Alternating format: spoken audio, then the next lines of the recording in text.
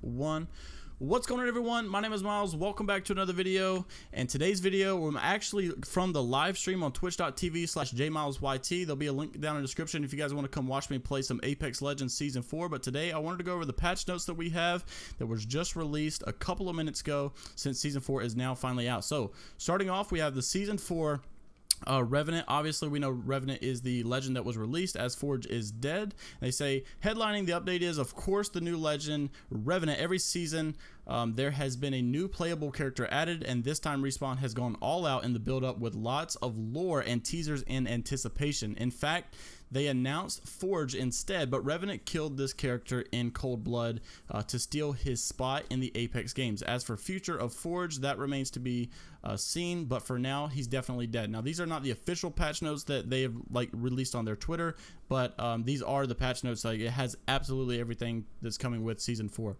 So we know Revenant is the new legend, and we're going to see more about his abilities down below. So they also talk about the Sentinel, which is the new weapon that we saw in the gameplay trailer just yesterday, and it says, as a new weapon for this season, Respawn is adding another sniper rifle. This bolt action sniper rifle is especially effective against shields, and you can consume a shield battery, in quotes, from your inventory to charge your shots for an extra incisive punch. We also have some map changes that you guys have seen in my past videos from the trailer that we had yesterday, but basically a new planet harvester from Hammond Robotics will be added to the map, and more lava is flowing due to the fissure, I guess that's how you pronounce it. Someone tried to correct me yesterday, so I guess I was wrong, at Capital City. And there's more information as we continue with that. There's also a new survey camp near Skyhook, kitted out with weapon racks that you guys have probably seen from the firing range or training mode. And basically you get guaranteed weapons, but it's not necessarily the best drop in the world. You just kind of get some guaranteed weapons, so it kind of tries to take some relief off of Capital City. We also have some information on Rank Series 3. We know that there's going to be a soft reset. Basically, for people who are Apex Predator, you're going to go back down to the Platinum 2 as normal. And you guys have probably are aware with this. They've done soft resets pretty much every single time. And in the middle of Season 4, excuse me, in Series 3, there's going to be a split. And we'll go back to Kings Canyon for the remaining of Season 4, Series 3. So we also have some more information about the new Apex Legends Battle Pass. There's going to be a new Battle Pass with obviously 100 tiers, and we know the ending weapon is going to be a flatline. Respawn has improved upon their Battle Pass season upon season, so this will hopefully be the best yet. It includes legendary skins, Apex packs, loading screens, music packs, and more. Season 4 release time, obviously it just come out, we know that, but then now's where we get to the actual patch notes. We have the new legend at Revenant. Here are his abilities. We have his passive ability is called the Stalker, where you can crouch walk faster and climb. Oh, that's a rip in the chat. Someone's gonna be saying rip in the chat. He can crouch walk faster and climb higher up on the walls. His tactical is silence, which we saw, I think is going to be really, really big. His silence ability, basically you can throw a device that deals damage and disables enemy abilities for 10 seconds. I do see that I'm done updating it. Trust me, I'll get to it. And then we have the ultimate ability, which is the death totem, where you can drop a totem that protects us users from death. Basically, they'll have some shadow abilities, I think, and whenever they get down, they'll just return to the totem with X amount of health. And then low profile, Revenant does take 5% more damage, like Wraith, Pathfinder, and who else does take the extra 5% damage? There's one other legend, I can't remember who it is, but he is a low profile character, which is kind of interesting because they're not even giving him a chance to see how he fits yet. So we have the new Sentinel sniper rifle.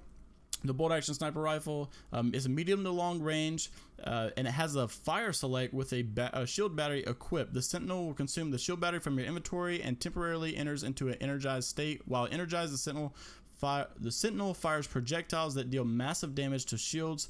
The projectiles use different VFX trails, and there is a unique energized firing sound, so all nearby players know that the Sentinel is being fired, these higher damage projectiles. That didn't sound right. The Sentinel has a limited amount of energy that decays slowly over time. That's kind of weird. So it's kind of like the L-Star, but it doesn't delay as it gets hot, it just delays over time. Once the energy runs out, the energized state ends. So we have a map update. We also have our main goal for a map update on the design side is to get players to make new decisions. This is what I'm really happy about, because I was getting sick of like, if you're trapped on a place on World's Edge, you can't really like choose a different route like you could Kings Canyon. They're trying to make it like that. They're trying to limit third parties. They say our main goal for a map update on the design is to get players to make new decisions. By the end of the season, you probably have your favorite spots to land, and we've already read all of this in the gameplay trailer yesterday, but basically they're just saying that their designers wanted to make it to where third partying was not such a big deal, and that you could actually go against third partying a lot more. They go to talk about the Planet Harvester. When it's with its large multi-level design, the Planet Harvester is unlike anything else on World's Edge and brings new exciting new gameplay options to the game. Capital City also has been split into two, which you guys saw yesterday. Capital City was the biggest POI in Season 3, getting the most action right out of the ship by sending the fissure straight through Capital City and creating some dead space in between, swallowing up one of the constructions building as well. We essentially split this into two separate zones for players to land and loot, Fragment East and Fragment West. We also talked about the updrafts, basically where the heated parts of the lava are at the Planet Harvester. If you jump down in them, you'll just be shot up by the pressurized air, and so that way you don't just get stuck down there. We also talked about the survey camp, where you have there's two survey camps. Oh no, there's only one. It's in between Epicenter and Skyhook. So now we know where the location of the survey camp is. They have the weapon racks like you see in firing range and things like that. So basically you'll get guaranteed weapons. It's hoping to take off some pressure from Capital City, so it's not such a hot drop. The only problem is you might get good weapons, but you don't know how many people are going to land there, and there's not really a lot of buildings, I don't think.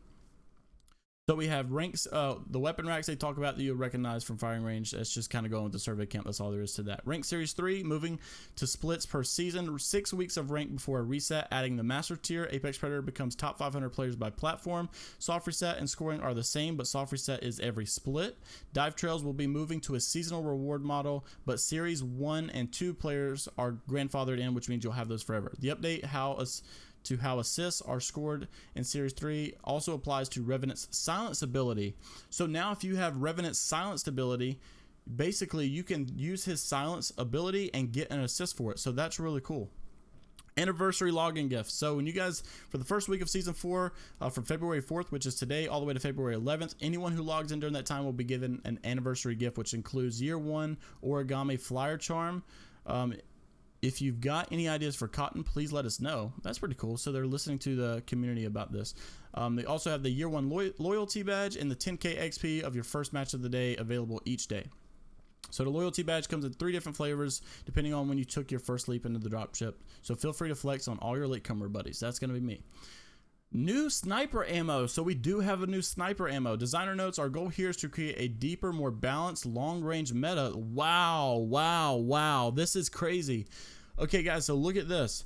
So there's now a new sniper ammo. They say, so since snipers shared ammo types among the SMGs, LMGs, there wasn't a great way to put ammo scarcity on sniper rifles without really penalizing the more ammo hungry weapons that use the same ammo type. Basically saying how the charge rifle had so many, used so many bullets. So now they're saying, so for Season 4, we've added a new class of ammo that only applies to sniper rifles that we hope will have players more careful about the shots that they take and limit how they can pressure targets at a long range. That's really cool and going to be really good for the charge rifle meta. So all snipers that now use the sniper ammo are the Sentinel, the longbow, the triple take, and charge rifle. So no more energy ammo or heavy ammo for the snipers anymore. It's all called sniper ammo now. There's a new ammo, and there's also a new attachment, extended magazine for sniper ammo. So we have a sniper magazine, or a extended sniper magazine, I guess. Energy ammo now gives 30 ammo per pickup instead of 20. Most ammo players pickup comes from the packs that they spawn next to. Right, exactly. So now there are only 2 energy ammo weapons in Apex, which is the Devotion and the Havoc. And we needed to up the ammo per pick to keep energy ammo from being too scarce. So they also removed some loot. The following items have been removed from the game. Turbocharger hop-up is now gone. Extended mags to energy ammo. So the turbocharger has been vaulted, guys. This change went out earlier than intended with the extended energy mags. They also talk about this patch. We wanted to include it here as well for players returning for Season 4 that were not aware that they were vaulted out. Wow, so turbocharger is gone. That's crazy. The gold backpack has a UI update to better convey the player of when they are using or being revived with the perk. Okay, so it's basically just going to let you know that you have the gold backpack. We also have some weapon notes, designer notes. We wanted to shift up what weapons are the strongest. Also, we're aiming to reduce power of some weapons that seem too strong, so they're basically nerfing and buffing some weapons. Little boost to give some weapons that haven't been performing as well as we'd like. Update to the iron sights and accuracy. Apex guns move around subtly. I don't know if that's how you pronounce that. While ADS, subtly. Okay, that's botched. They rotate and sway as you move your aim. They bop up and down and slide while you're moving. We have special tech. We have a special tech that makes sure the reticle on the optics stays centered even as the gun moves around a bit. However, until Season 4, the iron sights on weapons didn't have this tech. Wow, so if you guys felt like your shots were just not hitting when they should have, this could be the reason. That meant that the iron sights reticles could be moving around with the weapon and actually be slightly inaccurate. That makes a lot more sense now. Now I'm ticked off because that's making a lot more sense. They wouldn't point at the screen center where the next shot would fire. With Season 4, we've updated most of the weapons' iron sights to properly stay centered now. Not all iron sights have been upgraded yet, but we will be updating the remaining weapons as the season progresses. The weapons that will be updated for Season 4 are the longbow, the triple take, the charge rifle, the Sentinel sniper rifle, the Havoc, the 301, the flatline, the Spitfire, the R99, which is what I use, the Alternator, Mozambique, Mastiff, RE45, and Wingman. Now we have some updates on some specific weapons. The G7 Scout moved from sniper to assault rifle class. So the G7 Scout is no longer a sniper rifle. That's why it doesn't take sniper rifle ammo. It's actually just called the assault rifle now. So, or it's only considered an assault rifle. Now only accepts AR optics and attachments. So no longer, bro, that's a huge. Still accepts the double tap, but it no longer takes a sniper scope on the G7 Scout. You can't put a sniper scope on the G7 anymore. So contributes to progress for stats, challenges, ARs moving forward. Reduced fire rate from 4.5 to 4.0. Increased time between shots for double tap from 0.425 to 0.475. And it fixed a bug where G7 had 0 ADS air spread, making it the only gun that it was perfectly accurate on zip lines. You guys probably remember that. That gun was crazy on the zip line. We also have some information on the L-Star. The L-Star is no longer a crate weapon and can be found around the map. Wow, so it's no longer a legendary weapon. It uses regular energy ammo. Reloading has been removed from the L-Star, will overheat after sustained fire. Okay, so that's cool. Oh, so there's no reload animation whenever it gets hot now. Now it just basically like cools down. Damage, oh, it says fire to, so best to fire in short bursts to manage overheating and recoil. Damage reduced from 19 to 18. Rate of fire decreased from 12 to 10. Less horizontal view kick when the weapon fires. Okay, so that's kind of cool.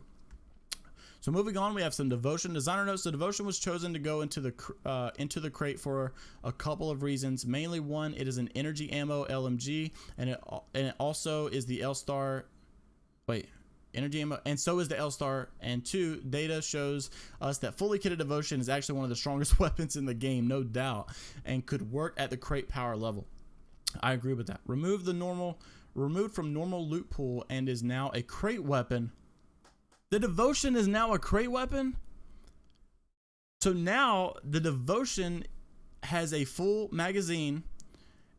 It comes with a 162 ammo, and the turbocharger is already implemented. So now there's no turbocharger hop up, but basically the turbocharger is on the devotion, and the devotion is now a crate weapon.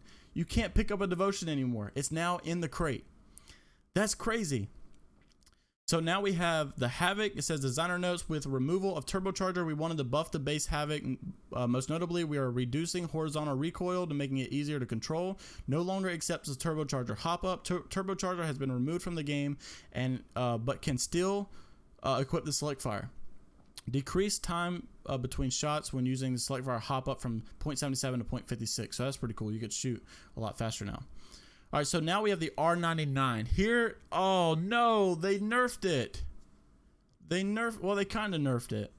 Reduced the damage of the R99 from 12 to 11. Increased magazine size in the first 3 tiers. So the base, instead of being 18, is now 20, which is kind of good. The common is now 20. Instead of 20, is now 22. Instead of the rare from being 23, is now 24, and the epic is still 27.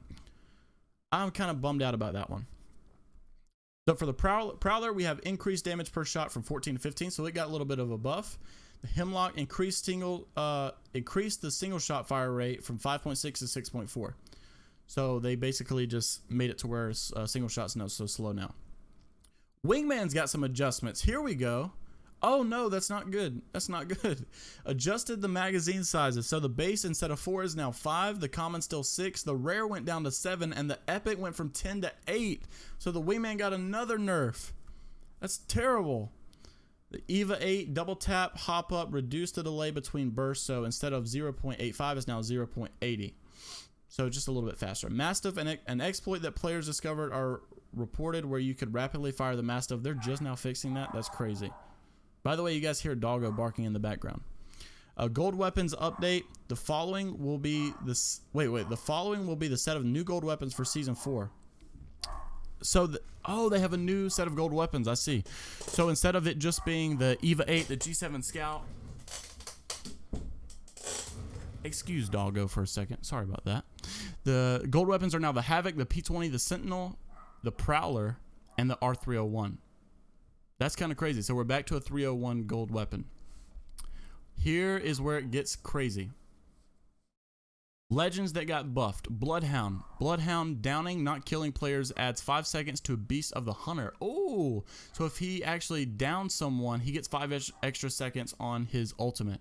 It is possible to exceed starting time with successive kills. That's really cool. Crypto EMP no longer destroys friendly Gibraltar dome shields. Dome shields no longer can stick to Crypto's drone. So that's pretty cool as well. Bug fixes. Fixed a bug that causing players that reached level 500 to crash. Finally, they fixed that. Fixed the bug where player level text would appear on the badges of level 100 badge when it wasn't supposed to. Fixed a bug where fixed above for some cases where players were unable to equip weapons from care packages when attempting to swap it for an existing weapons. Fixes for a few bad spots in World's Edge where players were getting stuck or getting into places they shouldn't. Thank you to everyone who has been capturing and reporting these issues, and keep them coming. Fixed bug where sometimes the Jumpmaster disconnects, then followers and their squad would float in midair and unable to unfollow. And then general stability fixes. Quality of life fixes for causes where approaching the edge of the circle would make the player's screen turn almost white. They finally fixed where your screen turns almost white, like completely white. That's so crazy. I was so sick of that. Updated colorblind settings based on the player feedback. Community requested. This is a community request. Added a random favorites option for unlocked skins that can be found in the legend customization menu. So now you can just click a random skin, so you don't have the same one every time. You'll see an option for favorite skins you've unlocked, and then choosing random favorite option from the skins menu will randomly cycle choose your favorite legend skins in between matches. Increase the timer when you can still be credited for an assist after dealing damage 5 seconds to 7.5 seconds. That's great. So now you'll be getting assists for like damage that you did for a longer amount of time. So instead of like shooting someone, they run away, they heal, now you'll most likely get the assist still because it's increased by 2.5 seconds. We also have nerfed the roller that falls from the loot drone, reduced damage, decreased radius of splash damage, updated the visual effects to the explosion for better visibility. Target compensation and melee target compensation options have been moved to the advanced look controls menu. So then lastly, we have some penalties and loss forgiveness in rank mode. There are some changes coming to loss forgiveness to reduce the abuse of the system. Loss forgiveness when a teammate leaves or fails to connect is unchanged and is working as intended. We will be limiting the RP loss forgiveness when you leave once per day. If you exceed once per day more than 3 times per rank series, you will lose all loss forgiveness for the remainder of that series. Once these limits are reached, players will no longer receive RP loss forgiveness when abandoning a match, regardless of the reason for quitting. We will continue to display prompts that alert you that leaving will count, and now will alert you when you are about to run out of loss forgiveness games. The scaling penalties are the same as last series. And then players crashing with DXGI error device hung. Some players were experiencing an issue in crashing with that error message. We are working closely with NVIDIA to help determine the cause of the issue to provide gamers with a solution. And basically that's all that there is to that. And then lastly, skill-based matchmaking. This is a big one. Matchmaking update. With this patch, we're pushing out changes to globally to matchmaking that we've been testing in specific regions. We're very aware that there has been a contentious topic amongst players, that there's been some misinformation out there. So just to be clear, skill-based matchmaking has existed in Apex since the launch, and we'll be continuing it to improve it over time.